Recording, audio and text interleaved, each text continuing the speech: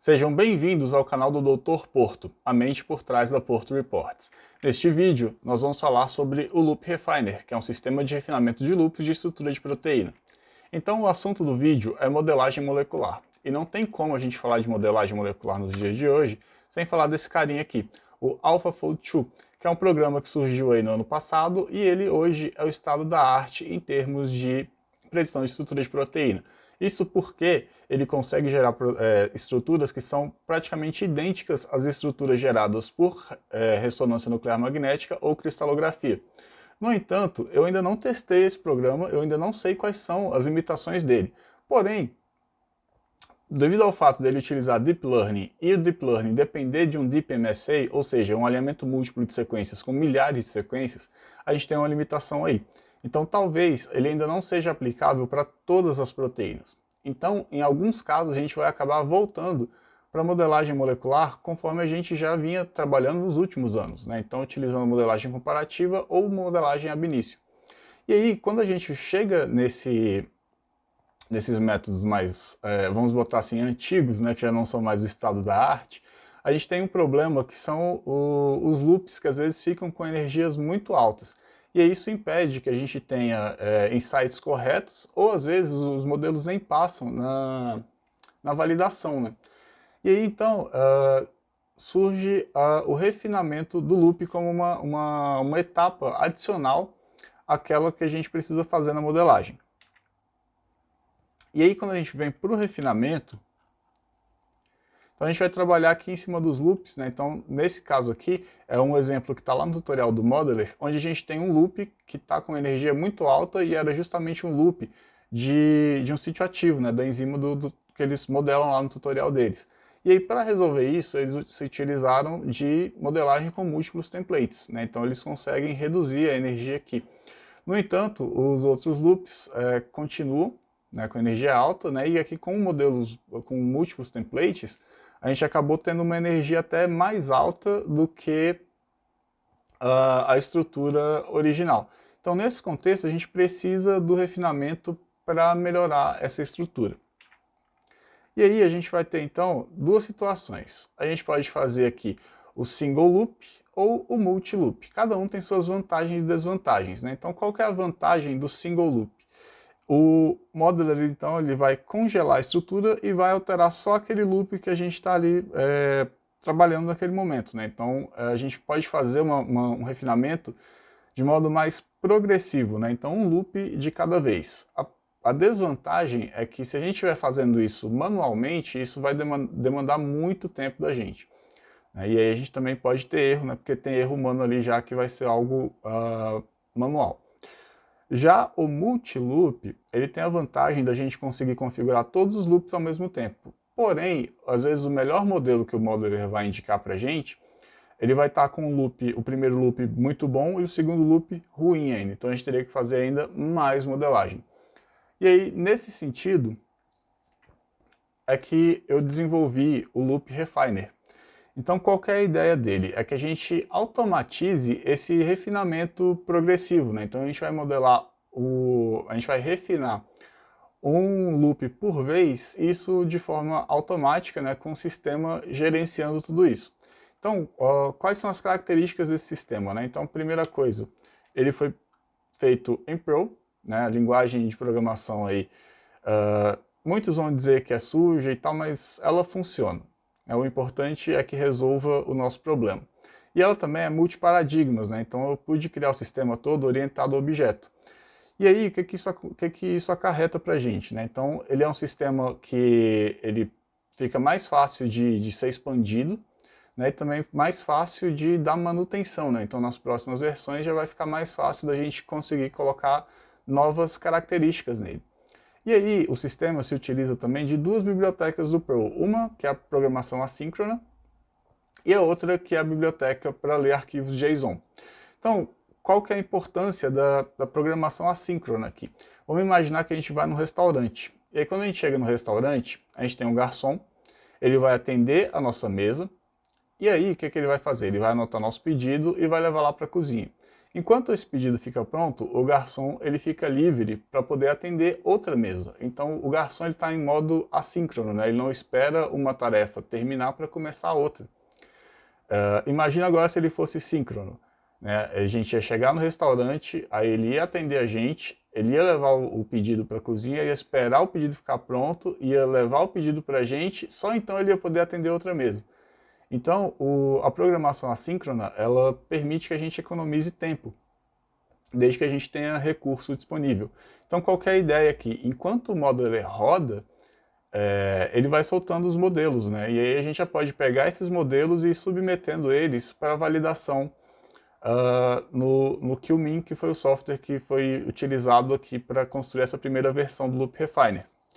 E aí, justamente esse envio, a gente utiliza a API do QMIN, que utiliza justamente o JSON, que hoje é o formato principal para troca de informações aí na web.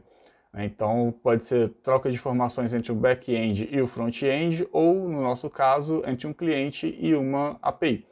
Então, eu vou mostrar para vocês agora como é que esse software funciona. Então, vamos abrir aqui a página, né? É um repositório lá do GitHub. Olha, ele já está até aqui. Ó. Então, o que a gente vai fazer?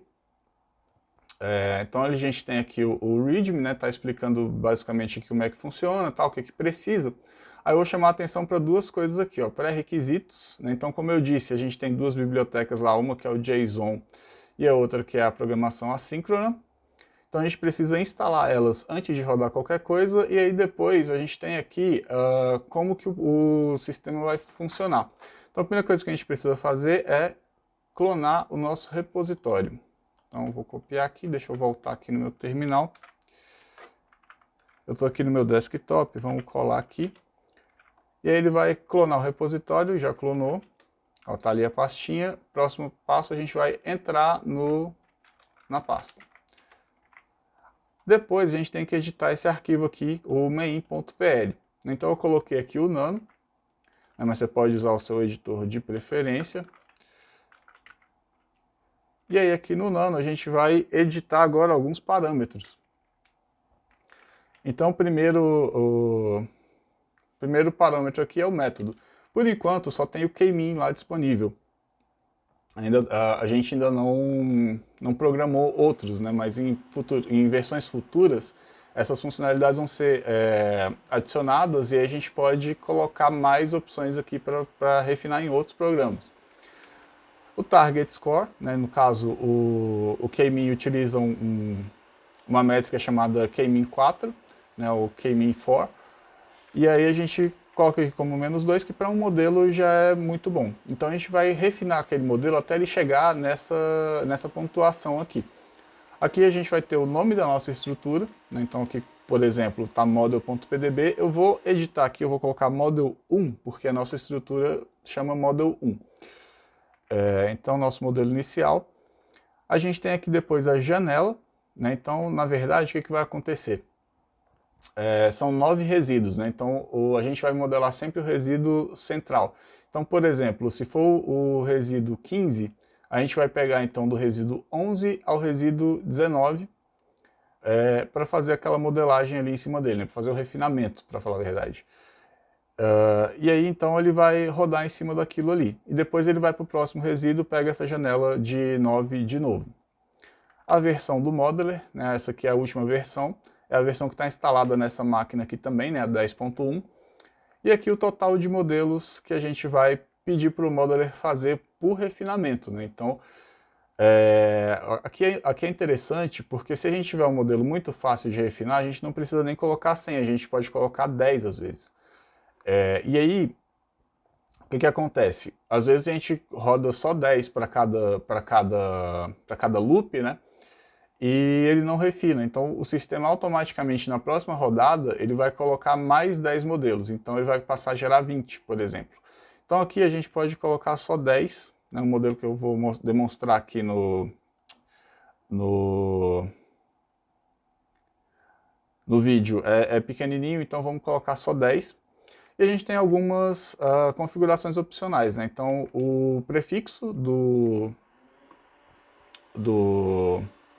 modelos, né? Então, aqui no caso vai sair MyModel.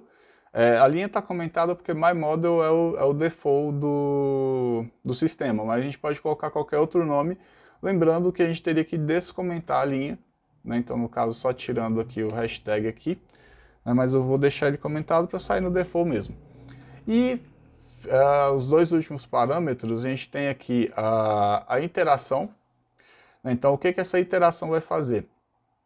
Ela é útil para o caso de, por exemplo, dar um pico de energia, porque como o sistema ele vai salvando MyModel 1, MyModel 2, MyModel 3, eventualmente pode dar um pico de energia, né? E aí você sabe onde seu trabalho parou, aí você só precisa alterar o número para ele continuar salvando na sequência, né? Então, por exemplo, supondo que parou lá na iteração 25, aí a gente pode setar aqui para ele começar da 26, né? Lembrando que a gente teria que alterar aqui também o modelo lá para MyModel 25, né?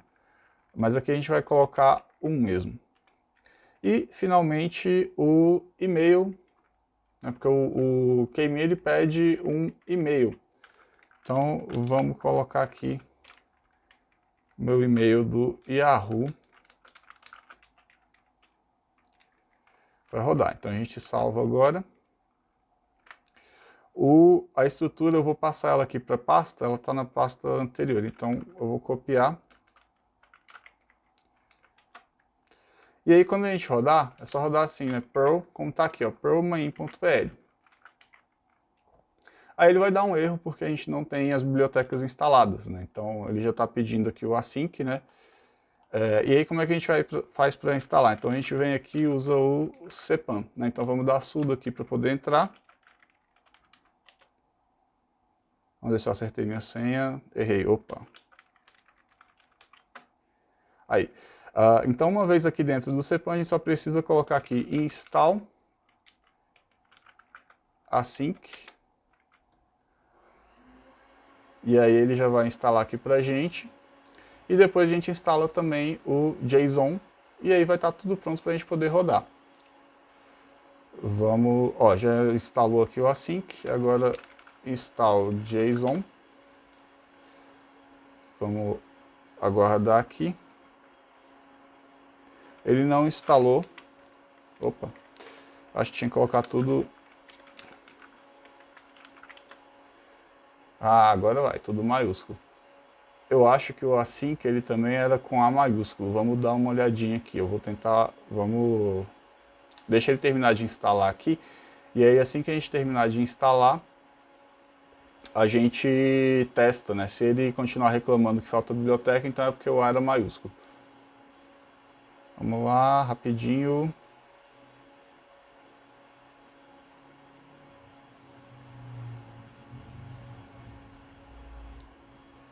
Continua.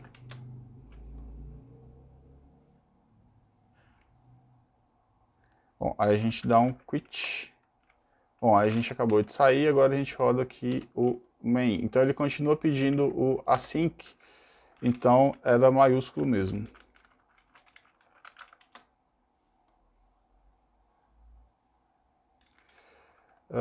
Ok, quit. Aí, agora foi, ó. Então, primeira coisa, ele vai dar o loading, né? Então ele está carregando a estrutura lá nos módulos internos, submetendo lá o QMIN para poder pegar as informações. E aí ele vai soltar para a gente qual que é o score atual dela, e aí depois ele já começa a rodar o modeler, né? Então, inclusive, deixa eu abrir a pastinha aqui para vocês. Ele vai começar a rodar tudo aqui dentro. Ó, massa. Então, ele já mostrou aqui pra gente o score, né, o nome do modelo aqui, e deu o link aqui para o K-mean também. E aí, o que está acontecendo aqui? Na verdade, eu acho que eu esqueci de configurar para ele rodar 10 modelos, né? Ele acabou rodando 100, vamos ver se é isso mesmo.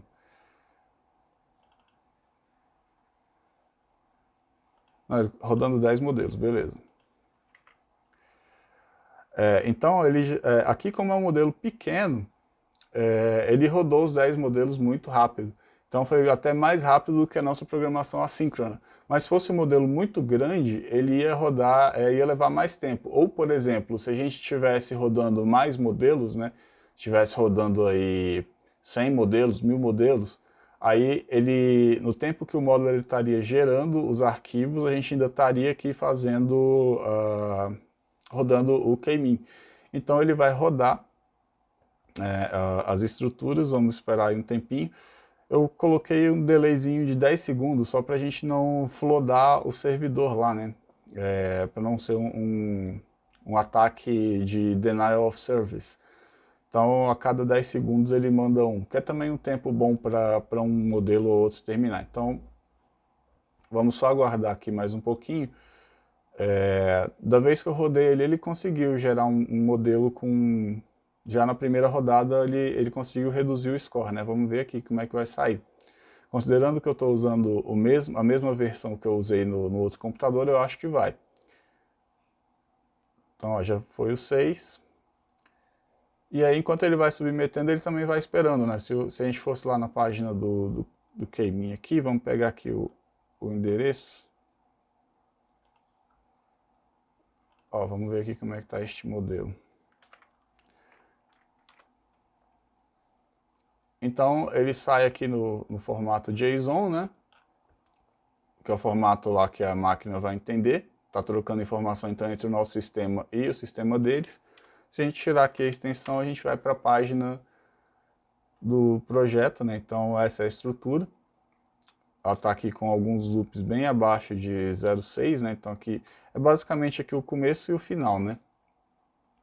E aqui ele tem os parâmetros, né? Então aqui o K-min 4, que é o valor que a gente está utilizando lá como referência. Nosso objetivo é chegar isso aqui em -2. Vamos voltar aqui. Ó, então ele já achou, ele conseguiu 3 estruturas já. Então baixou, tava o quê? -3.30, -3.29, né? Que aqui eu pego o score inteiro.